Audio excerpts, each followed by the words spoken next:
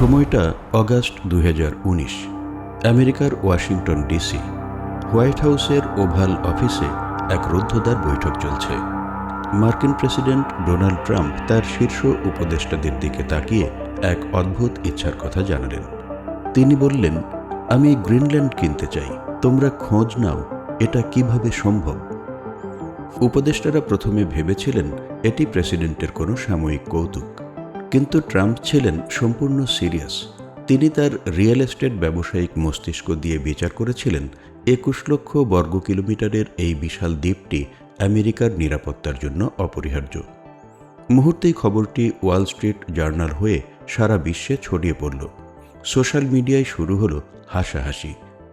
ডেনমার্কের প্রধানমন্ত্রী মেটে ফ্রেডেরিকসেন বিষয়টিকে সরাসরি অবাস্তব এবং হাস্যকর বলে উড়িয়ে দিলেন। এতে ক্ষুব্ধ হয়ে ট্রাম্প তার পূর্বনির্ধারিত ডেনমার্ক সফর বাতিল করলেন। 2026-এ এসে সেই ট্রাম্পই আবারও হুঙ্কার দিচ্ছেন, সোজা পথে না হলে কঠিন পথেই তিনি গ্রিনল্যান্ডকে আমেরিকার ছাতার নিচে আনতে চান। কিন্তু প্রশ্ন হল, বরফে ঢাকা এই জনমানবহীন দ্বীপের জন্য আমেরিকা কেন এত মরিয়া? ভৌগোলিক ধাঁধা। আমেরিকার শরীরে ইউরোপের মাথা। মানচিত্রের দিকে তাকালে আপনি এক অদ্ভুত বৈপরীত্য দেখবেন। ভৌগোলিকভাবে গ্রিনল্যান্ড উত্তর আমেরিকা মহাদেশের টেকটনিক প্লেটের উপর অবস্থিত। কানাডা থেকে এর দূরত্ব মাত্র 26 কিলোমিটার, অথচ রাজনৈতিকভাবে এর মালিকানা 3000 কিলোমিটার দূরের এক ছোট্ট ইউরোপীয় দেশ ডেনমার্কের হাতে। আয়তনে গ্রিনল্যান্ড মেক্সিকো বা সৌদি আরবের সমান, আর ডেনমার্কের চেয়ে প্রায় 50 গুণ বড়। অথচ অদ্ভুত এক ঐতিহাসিক সমীকরণে এই বিশাল মহাদেশতুল্য দ্বীপটি রয়ে গেছে পুঁচকে ডেনমার্কের পকেটে। কিন্তু কিভাবে? এর উত্তর লুকিয়ে আছে হাজার বছরের এক রোমাঞ্চকর ইতিহাসে। ভাইকিং এরিক ও ইতিহাসের প্রথম মার্কেটিং স্ক্যাম। এই গল্পের শুরু 982 খ্রিস্টাব্দে। নরওয়ে থেকে খুনের দায়ে নির্বাসিত এক উগ্র মেজাজের ভাইকিং, নাম তার এরিক দ্য রেড, আটলান্টিক পাড়ি দিয়ে এক অজানা দ্বীপে এসে পৌঁছান। তিনি দেখলেন দ্বীপটি শুধুই বরফ আর পাথরে ঢাকা। কিন্তু ধুরন্ধর এরিক জানতেন, এখানে রাজত্ব গড়তে হলে প্রজা লাগবে, আর আইসল্যান্ড থেকে মানুষকে এখানে আনতে হলে তাদের লোভ দেখাতে হবে। তাই তিনি বরফের এই রাজ্যের নাম দিলেন গ্রিনল্যান্ড বা সবুজ ভূমি। ইতিহাসবিদরা একে বলেন মানব ইতিহাসের প্রথম এবং সবচেয়ে সফল মার্কেটিং স্ক্যাম। এরিকের এই মিথ্যা আশ্বাসে প্রলুব্ধ হয়ে হাজার হাজার ভাইকিং এখানে আসে। প্রায় 500 বছর তারা এখানে টিকেছিল। তারা ইউরোপের চার্চগুলোর জন্য ওয়ালরাসের দাঁত, মেরু ভাল্লুকের চামড়া এবং সিল মাছ রপ্তানি করত।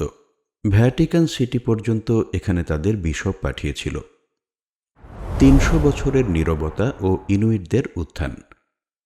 1500 শতকের দিকে হঠাৎ করেই পৃথিবী জুড়ে নামল লিটল আইস এজ বা ক্ষুদ্র বরফ যুগ। তাপমাত্রা অসহনীয় পর্যায়ে কমে গেল। এই সময়ে উত্তর আমেরিকা থেকে আধুনিক থুলি বা ইনুইট আদিবাসীরা গ্রিনল্যান্ডে প্রবেশ করল।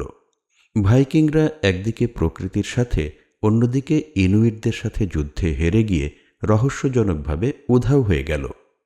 ইউরোপের সাথে গ্রিনল্যান্ডের যোগাযোগ পুরোপুরি বিচ্ছিন্ন হয়ে পড়ল। প্রায় 300 বছর ধরে ইউরোপের মানুষ জানত না গ্রিনল্যান্ডে তাদের স্বজনরা বেঁচে আছে নাকি মরে গেছে। হ্যান্স এজেডে এবং কিয়েল চুক্তির ধোঁকাবাজি। 1721 সালে ডেনিশ নরওয়েজিয়ান ধর্মযাজক হ্যান্স এজেডে রাজার অনুমতি নিয়ে গ্রিনল্যান্ডে অভিযান চালান। তার উদ্দেশ্য ছিল হারিয়ে যাওয়া ভাইকিংদের খুঁজে বের করা এবং তাদের প্রোটেস্ট্যান্ট খ্রিস্টিয়ান বানানো। কিন্তু গিয়ে তিনি দেখলেন কোনো ভাইকিং নেই, আছে শুধু ইনুইটরা। তবুও তিনি ডেনমার্কের পতাকা পুঁতে দিয়ে বললেন, এই দ্বীপ আমাদের। তবে আসল খেলাটি হয় 1814 সালে। নেপোলিয়নিক যুদ্ধে ডেনমার্ক ছিল পরাজিত দলে। বিজয়ী সুইডেন ডেনমার্ককে বাধ্য করে নরওয়েকে তাদের হাতে তুলে দিতে। স্বাক্ষর হয় কুখ্যাত কিয়েল চুক্তি বা ট্রিটি অফ কিয়েল। কিন্তু ডেনিশ কূটনীতিকরা চুক্তিতে অতি সূক্ষ্ম একটি শর্ত জুড়ে দেন। শর্তটি ছিল, নরওয়ে সুইডেনের হবে কিন্তু আটলান্টিক মহাসাগরে নরওয়ের পুরনো কলোনিগুলো গ্রিনল্যান্ড, আইসল্যান্ড ও ফারো আইল্যান্ড ডেনমার্কের দখলেই থাকবে।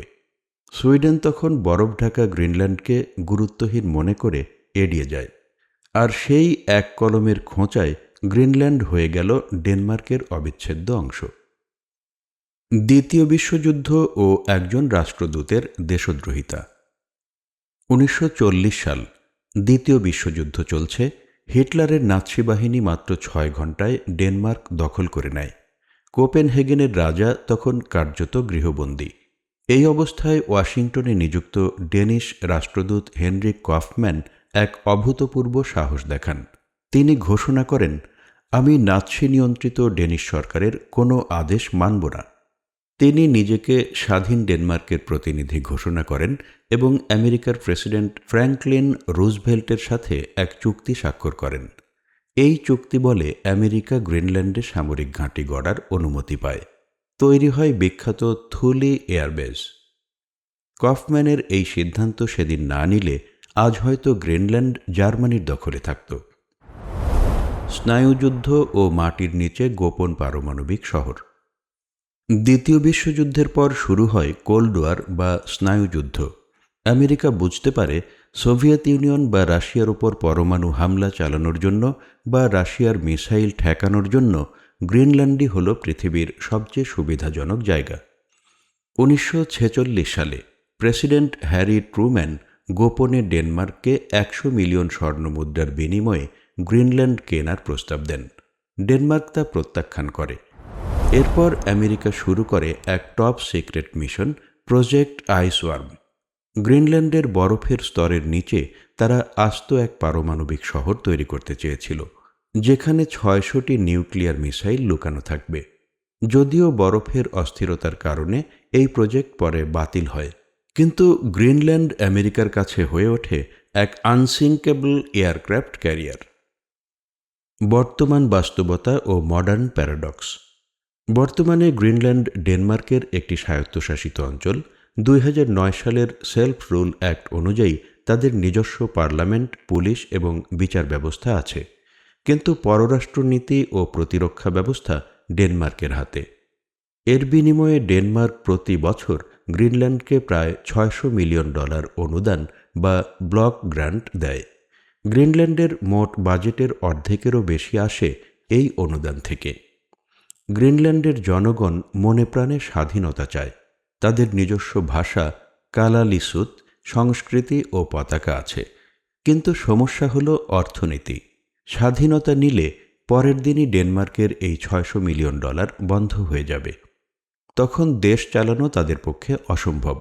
অর্থাৎ হৃদয় চাইছে স্বাধীনতা, কিন্তু পকেট চাইছে ডেনমার্ককে। একবিংশ শতাব্দীর ট্রেজার আইল্যান্ড। তাহলে কেন ট্রাম্প বা চীন গ্রিনল্যান্ড চায়? কারণ হল গ্লোবাল ওয়ার্মিং। বরফ গলে যাওয়ার ফলে গ্রিনল্যান্ডের মাটির নিচে বেরিয়ে আসছে মহামূল্যবান সব সম্পদ। Number 1, rare earth minerals. এখানে আছে নিওডাইমিয়াম ও ডিসপ্রোসিয়ামের মতো বিরল ধাতু, যা স্মার্টফোন, ফাইটার জেট এবং বৈদ্যুতিক গাড়ির ব্যাটারি তৈরিতে অপরিহার্য। বর্তমানে চীনের হাতে এর একচেটিয়া বাজার, যা ভাঙতে আমেরিকা মরিয়া। নাম্বার 2, তেল ও গ্যাস। আর্কটিক সাগরের নিচে বিশাল তেল ও গ্যাসের ভাণ্ডার থাকার সম্ভাবনা রয়েছে। নাম্বার 3, পোলার সিল্ক রোড। বরফ গলে গেলে এশিয়া ও ইউরোপের মধ্যে জাহাজ চলাচলের নতুন পথ তৈরি হবে, যার নিয়ন্ত্রণ থাকবে গ্রিনল্যান্ডের হাতে। পরিশিষ্ট।